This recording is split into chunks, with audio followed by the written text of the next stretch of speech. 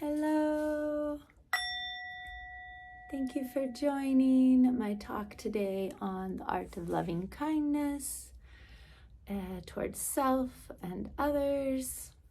And I wanted to touch base on this because I'm essentially talking through, my experience, my life experiences, obviously things that I've read in school. But, this loving kindness. And what is loving kindness? Essentially, it's to be able to just invite the spirit of care and love and the well-wishing towards ourselves and other people around us.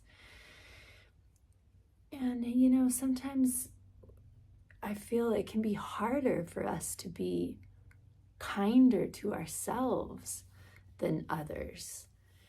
At the same time, when we are stuck in any type of reactivity, whether we're upset or angry or any of that, many times we are going to react with others, right? Because our sense of self isn't centered. We're dysregulated. Our nervous system is dysregulated. Typically, when we are identifying ourselves with a criticism that we're taking out on ourselves. For example, in my own life, not getting up early enough, or missing my meditation in the morning, making the same mistake over and over again sometimes, showing up late to a client's house. How many times can we get down on ourselves? Or just comparing ourselves with others, so-and-so does so good at meditation or math, and I'm not so good, I'm not good. So it's not even the fact that I'm not good that can bring us down, but what creates the suffering is when we feel that we're not good enough. We can be generally not good at math, not good at surfing.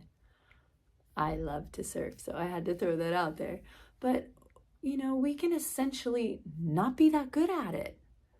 Everyone has their specific talents, but if we are not good at it and we're identifying ourselves with not being enough because we can't surf great, or we can't get up and meditate every single morning, or we keep eating that bowl of ice cream, then what happens is we may get down on ourselves is part of it, saying, oh man, Sarah, you made a mistake. You didn't get up early again. But then starting to identify myself with that as not a good person, a bad person, because I didn't get up on time, right? Or if I fell and surfed in my surf and I didn't do very well, then essentially what I'm doing is getting down on myself, saying, oh, you're a horrible surfer, you're just bad.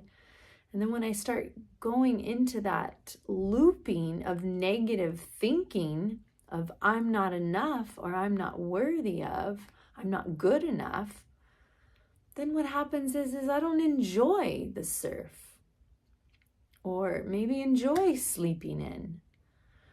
Right? So we can make mistakes, or eat that second bowl of ice cream, or, make a mistake again. But can we accept ourselves when we do these things as genuinely good? We're good people. But I made a mistake, or I fell in the surf. I didn't get up in time. When we learn to just radically accept and love ourselves unconditionally in this present moment, I may be emotional wreck today, where I can't speak to anybody, I can't do anything right. So what? I'm human. All of us are human, and there's no one that is perfect.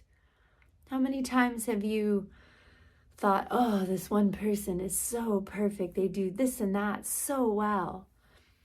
And then you talk to this person and maybe find out that they were in an abusive relationship, or they have problem with taking pills. So essentially, there's no perfect person in this world. We're all imperfectly perfect.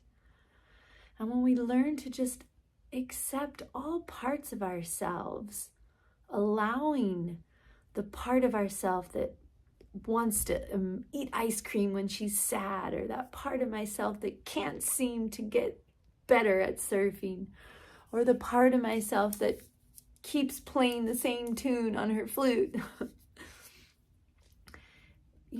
It's when we learn to just allow these parts of ourselves to be just the way they are and love them for being exactly the way they are, then when we create that space of just loving kindness for self, we also create space for ourselves to grow, because we're not getting down on ourselves. We're not forcing ourselves to change. We are accepting ourselves just the way that we are.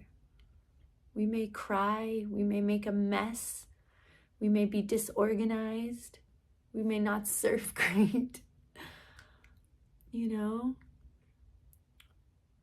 But again, we are all beautiful and special, and we all have so many talents. And even when we're at our lowest, worst of the worst, where we're depressed or we're addicted to drugs or alcohol or sex,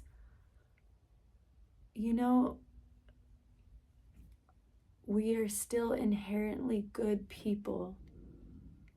And when we identify ourselves with being bad because of a mistake or not doing something good enough, that's when the suffering happens.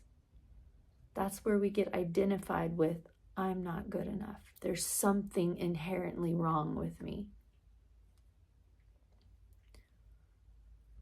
And maybe there is something wrong with you. There's something wrong with me. I am so not perfect. But you know what? I accept it. And when I accept that I make mistakes, and even with all the mistakes I make, I'm still a good person, and I'm still worthy of love, and I am still enough. And sometimes we need to resource ourselves. If we can't give ourselves the kindness that we deserve, how can we give the kindness to others that they deserve? Right? If we're judging ourselves, we're probably judging others. So if you find that you're in a place where you just can't stop getting down on yourself, because sometimes we do get stuck in that loop, then reach out to a friend, reach out to a therapist.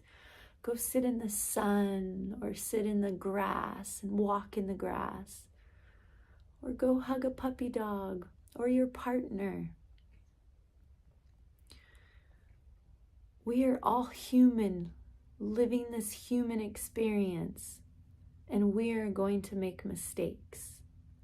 We are going to get down on ourselves, and we're going to be sad, and we're going to be angry. That's all very natural. But when you identify yourself with being bad or not good enough because of these different states that are happening throughout the day, maybe throughout the week, that's when you're creating suffering for yourself. But when we learn to create space of just love, that's when we can show up exactly the way we are and not have to pretend, right? So we're always trying to get better. I'm always trying to get better, at least through my experience. I'm always trying to grow. I love self-realizations, and I love just reading and learning new things. And I have to be careful in my own experience to not compare myself with others. Someone who's doing better at something I want to be doing, surf or playing the flute, right?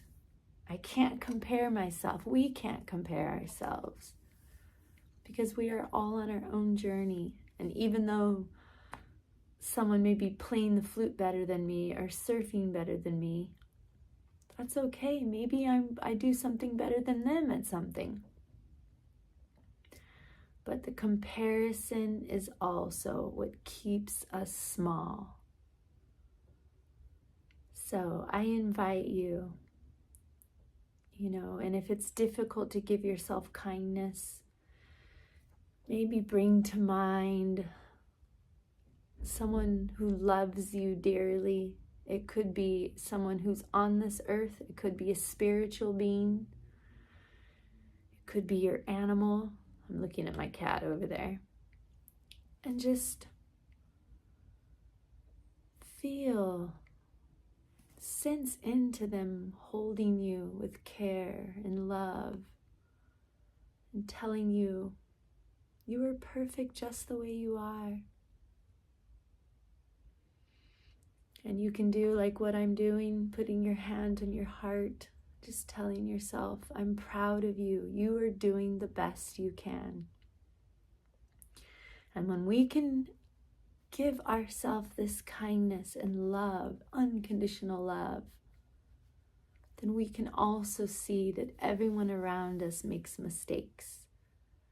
And they are all doing the best they can. We are all souls in these human experiences, earth suits, as Ram Dass would say, as I would say. And when Ram Dass talked about his relationship with his father, when he finally stopped trying to change his father and just appreciate his father for who he was, and his father the same for him, that's when they started to really enjoy each other's company. We are all different and no one is perfect. And it starts within. So, thank you for listening, and I hope you have a beautiful rest of your day or evening or morning. And please feel free to check out my video that I will put right here on meditation for the art of loving kindness.